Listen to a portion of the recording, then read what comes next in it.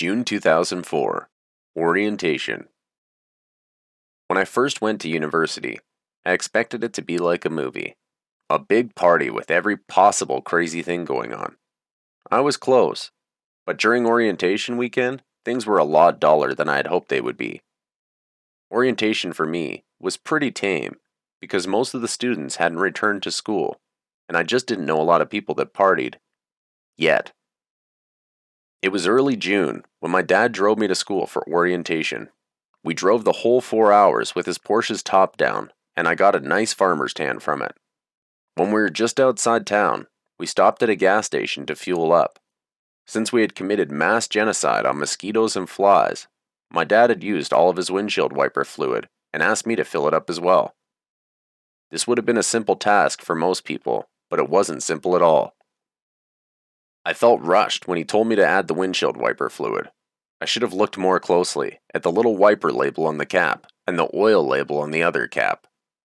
I accidentally added windshield wiper fluid to the oil of his brand new Boxster Porsche. My dad was fucking pissed. As soon as he rolled into town, we found the first mechanic shop.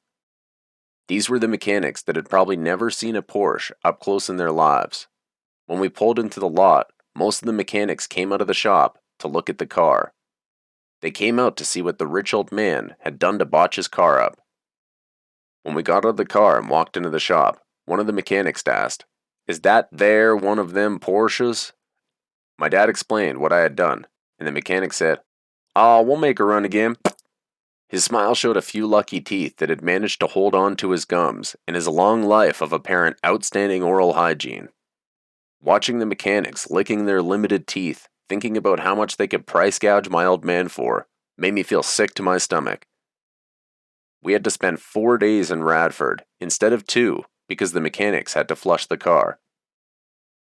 They charged him $400, my first university mistake, and certainly not my last, by any means. My dad was so mad at me, but I was the first promising child headed off to university, so his anger quickly passed. He was just proud to be getting me out of the house, and not out of a jail cell, I'm sure. I had always had a very rebellious attitude, and was lucky to be alive at 18, let alone have this great opportunity before me. My dad and the other visiting parents didn't stay in the dorms.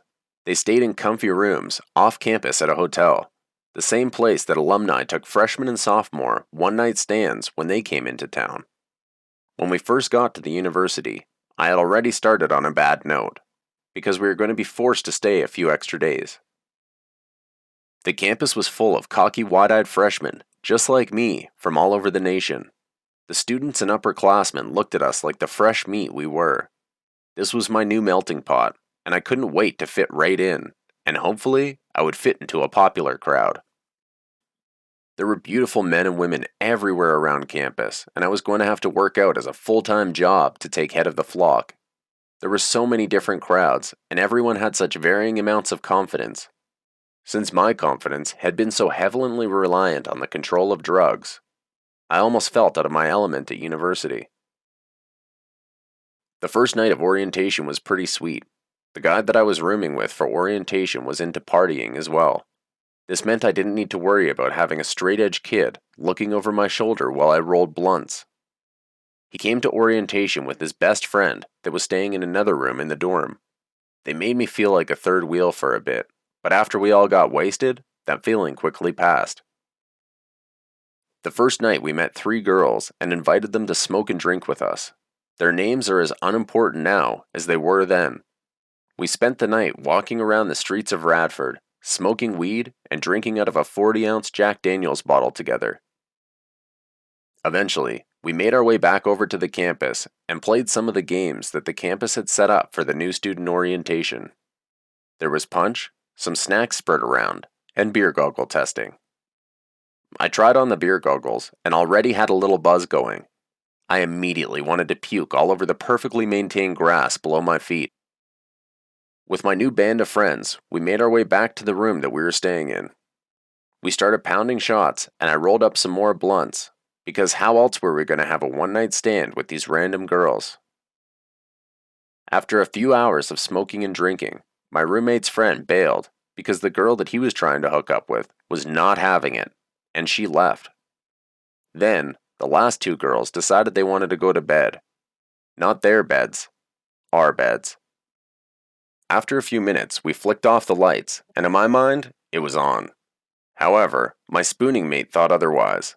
In her mind, I was about to have the most uncomfortable, sleepless night of my young life. My roommate started making out with the girl in his bed.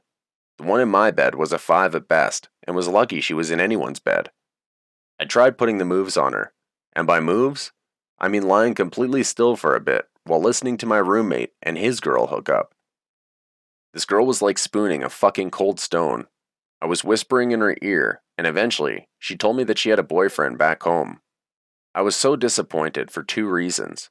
1, I wouldn't be getting my willy wet, and 2, that she had someone back home that she was still cheating on. It sounded familiar. I had someone back home too, but I was so young that it wasn't a set in stone thing yet. And since I wasn't setting anything into the cold stone beside me, I figured I would be an asshole. I lit up a blunt and started puffing it out the window. When I began looking out the window, I realized there was a police station positioned directly across from the building we were in. The room we were in was at the end of the hall on the 2nd floor of the honors dorm. It was kind of exciting to be that close to authority and doing something bad. I was such a rebel. Thinking about it now, I guess being a rebel and fucking retarded go hand in hand. When the blunt went out, I tried hooking up with the girl again, and she told me to just go to sleep. Her words stung deep, yet again.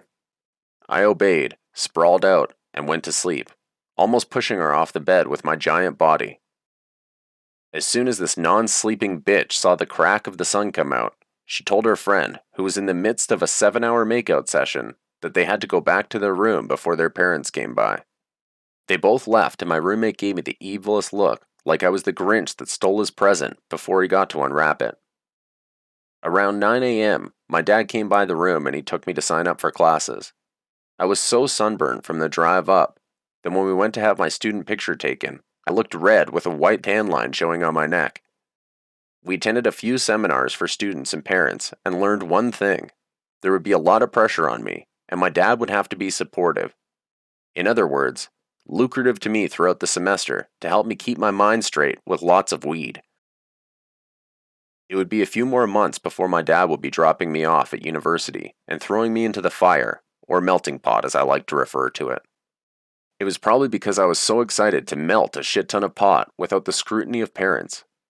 For whatever reason, I thought that the law stopped as soon as it hit the edge of the campus, and whatever took place inside Radford was lawless, an educational Wild West. I still had a lot to learn, but some people have to learn the hard way. That's the only way I learned at that age. The next time I saw the beautiful campus of Radford would be in mid-August,